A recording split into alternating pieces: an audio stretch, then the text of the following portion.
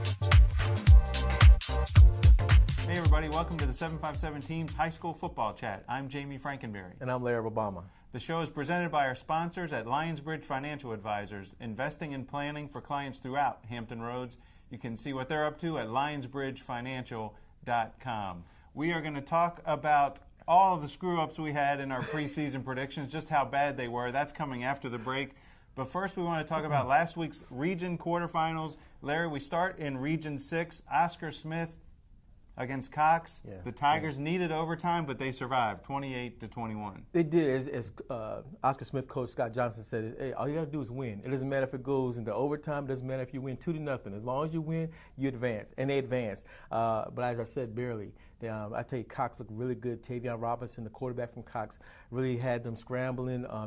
He had to watch the run, and then he blew up the defense. Oscar Smith's secondary with some pretty long, 3 big passes. Field goal here or there, it could have been a different story, but Oscar Smith is advancing. Yeah, the Tigers were without running back D'Angelo White. Khalid Wilson rushed for 100 yards and 2 touchdowns. I think they're going to probably have to rely on Wilson the rest of the way, as White is still injured as far as I know. Yeah, I think so as well. Even if D'Angelo White is able to come back, you just wonder what can he give you. But, Khalid Wilson said, hey, he's a senior. He's ready to take the ball and run with it. I think he can carry him. The key now is going to be also at quarterback, where you have Dominique Brooks. He's got to make good decisions, not take bad sacks. He's got to make good decisions with the ball. But I tell you, another bright spot is Cameron Kelly, the guy who's supposed to have been the quarterback. He's been playing running back, ran for over 100 yards, had a touchdown run, had several big runs. He gives him a lot of, he's a big, powerful back. I was really surprised just how powerful he is. But he's going to be able to give him a big boost at running back if D'Angelo White is not able to come back. Yeah, that's right. We'll see how they do. We'll talk about their big game later on against Ocean Lakes. But first, we're going to talk about the big offensive outputs this week. In Class 5, Indian River hung 76 points on Maury, and Kings Fork hung 70 against Jamestown. Those offenses were really impressive last week, Larry. When I saw the tweet, I said, basketball hasn't started yet, has it? But both teams look good. Indian River, we know that they can play defense. This show they can play offense as well, and that's going to be big. And Kings Fork, we know. With Darren Butts and Justin German, we know what they can do offensively. And it's good to see this. And it was cold. It was a very cold night as well. So for them to be able to score that many points in the cold is a good thing as they go further. Yeah, Kings Fork beat Jamestown 70-7. We've seen them play really well offensively all season. The quarterback, running back, wide receivers, they've all been really good. Ricardo Ray for Indian River, meanwhile, had 5 touchdowns. So Indian River looks like they're hitting their stride heading into the first week of the playoffs last week anyway. Now, in Class 3, Lakeland and Norcom, Larry got one right. He predicted that the Cavaliers would knock off the Norcom Greyhounds, and that happened in overtime, Larry. A big win for the Cavaliers. Like I said before, the Cavaliers have been battle-tested. They played through that tough Southeastern district. And then Norcom, I don't know how many players were able to play in that game, but they had several players that were injured as well. And they've struggled in terms of scoring points. They've been great on defense. I just thought that Lakeland was ready. They were battle-tested. They did it. They've done it the last couple of years, especially when they beat Parkview. They upset them earlier.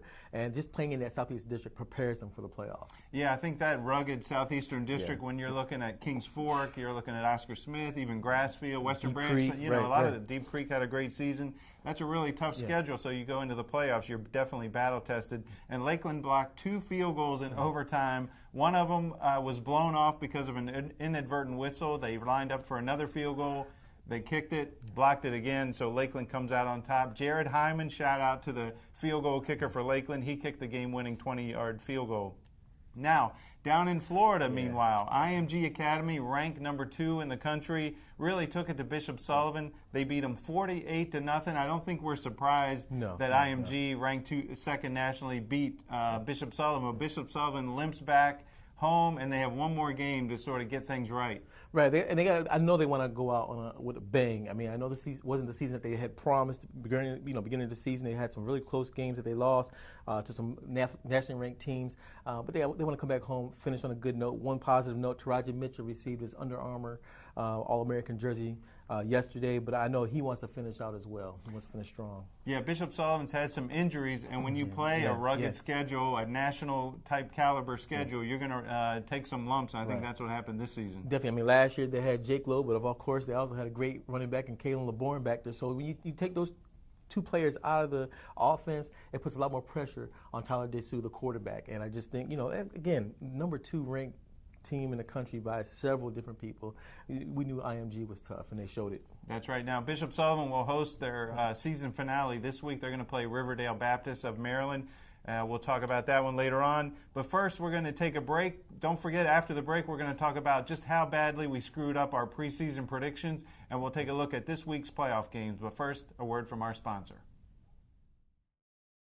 You embody dedication, sacrifice, and commitment. You are an elite athlete. You know the difference superior coaching makes. Lionsbridge Financial Advisors is here to be your financial coach. We'll help you pack for your athletic journey by gathering a complete picture of where you are and where you want to go, and by working with other trusted professionals on your behalf. Okay, everybody, welcome back to the second half of the show. Before we get to this week's playoff games, we're going to talk about our preseason predictions in the pilot. You know, we predicted the Eastern District, the Beach District, and the Southeastern District races, and some of them didn't turn out too well.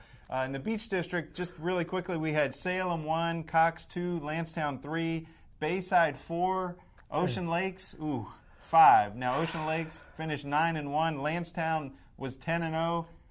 Those were mine. We kind of did not do a very good job on that Beach District. They were there. They were just not in the same order, right? You did better than I did, that's for sure. Yeah, I mean, Ocean Lakes, we kind of felt like they were going to have a good season. Right. We didn't expect them to go 9-1. Right. Lansdowne, we knew they had some talent, but they really played well. I mean, those two teams really were impressive this year. I mean, both coaches, you look at Tommy Riemann, what he was able to do at Lansdowne, finished undefeated in the Beach District. And then what Joe Jones did over at Ocean Lakes, he said, though, if it was a season of redemption, that they wanted to prove people wrong. That was just a second season, full season with them. And, you know, I think both coaches said, okay, follow my game plan, get on board. If you follow what I got to do, we'll have success. And they did. They had great seasons. Yeah, that's right. Now, in the Eastern District, it's time to throw Ray Nimmo under the bus. He did the preseason predictions. He had Lake Taylor at 1, Norview at 2, Norcom at 3, Granby at 4, all the way back at 7. He had Booker T. Washington. Yeah.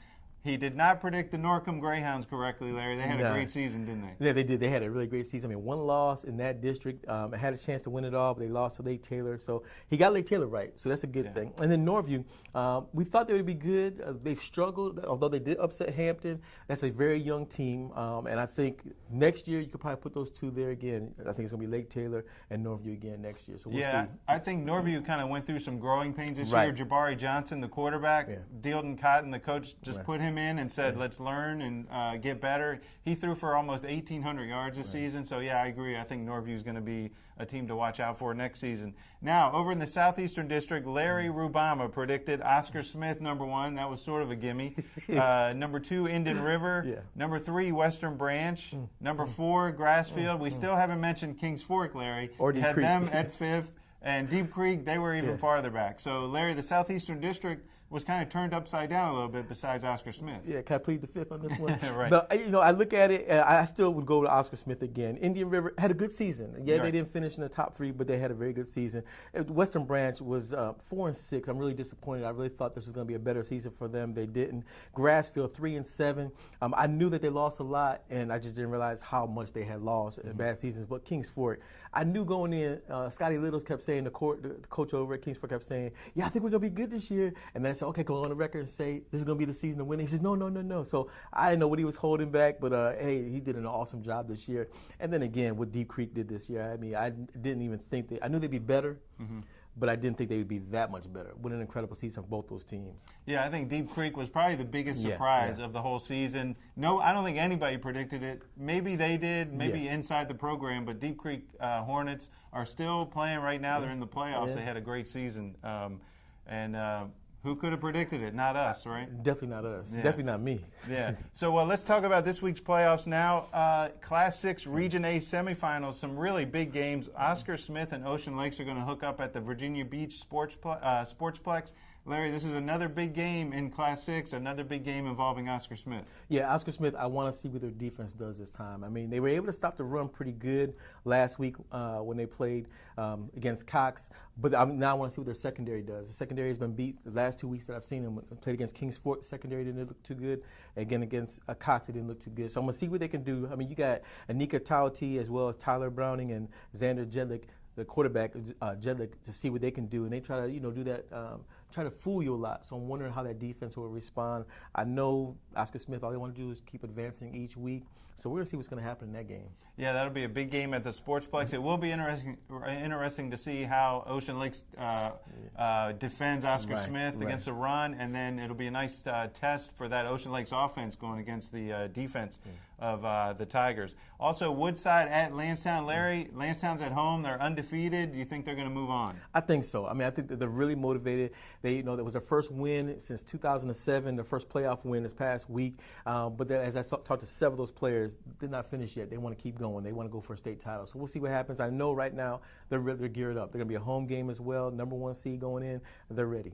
Yeah, in Class 5, the Region A semifinals are Hampton at Salem, Nansemond River at Indian River. Larry, you wrote this week about Hampton coach Mike Smith and Coach Sean Wilson over at Salem have kind of a history. Right. Sean played him tough when he was a head coach at Green Run, and then they beat them when he was an assistant coach in 2013. I mean, with the running game that they had with Kalen Black as well as LaMarco Williams, it'll be interesting to see if they can run the ball. It's hard to beat them because their defense is always going to be tough. Yeah. And we saw how Hampton struggled with Gloucester last week, and Hampton got beat by Northview before that. So we'll see what happens. I think if Salem can get the running game started, I think that will help them prevail over Hampton. Yeah, and the other game, Nansemond River at Indian River. Indian River is going to have to stop the run because Nansemond River's got some boys who just go. It's 3 yards in the cloud of dust. They got a good quarterback too, so they're going to get a test on defense, I think. Yeah, but I think they'll do well in this game. I mean, they beat them pretty easily during the regular season. I think Indian River, their focus. Look, number 1 seed, they got a chance to go to the state. If they keep winning, I think they're ready for this game as well. Now in Class 4, Region A semifinals, Smithfield at Kings Fork, and Deep Creek is heading over to Williamsburg to play Lafayette. Larry, I think Kings Fork and Deep Creek survive, and I think they're going to play next week in a huge game for the region championship. What do you think? I like it as well, and it's going to be a rematch. Kings Fork won that first one when they beat Deep Creek on senior night. I'm sure the Hornets haven't forgot about that. But Kings Fork, I mean, they're ready. They're loaded. I mean, both offensive, defensive, special teams. They want to make this even more special season. Yeah, they got a share of the Southeastern title, but I think they want the bigger thing, and that's the state title. So I think that game, I think both teams advance, and we'll see those guys in the finals. Yeah, now Kings Fork is going to play a Smithfield team that has won 7 or 8 games in a row. They played really good defense, so it's going to be a test for that offense. But Kings Fork, we've seen they can put up some points. Yeah, quarterback Justin German, we mentioned before, is running back Darren Butts has done the thing. And as well as I think I really like about Kings Fork is their defense. You got Sam Dunn, Chris Sharon, Dennis Whitehead, the linebacker who's he's just head nose. I mean, just a strong guy. And then you got down on the line, you got Trayshawn Mitchell, Taraji Mitchell's younger brother, and Jordan Chambers. They just got a very good nucleus on the line, secondary. I just really like Kings Fork. Yeah, Deep Creek is going to be at Lafayette in Williamsburg. And, Tayshawn Jones is back at quarterback. Damian Everett's still the running back. So I think they survive that one, too. I do as well. And I also like Deep Creek's defense, led by Gabe Fuster as well as Antonio Turner, who's at number 4. You got to watch out where he is at all times. And I think they're going to prevail as well. Yeah, over in the Class 3 Region A semifinals, Lakeland is at York and Hopewell is at Phoebus. Phoebus is still unbeaten.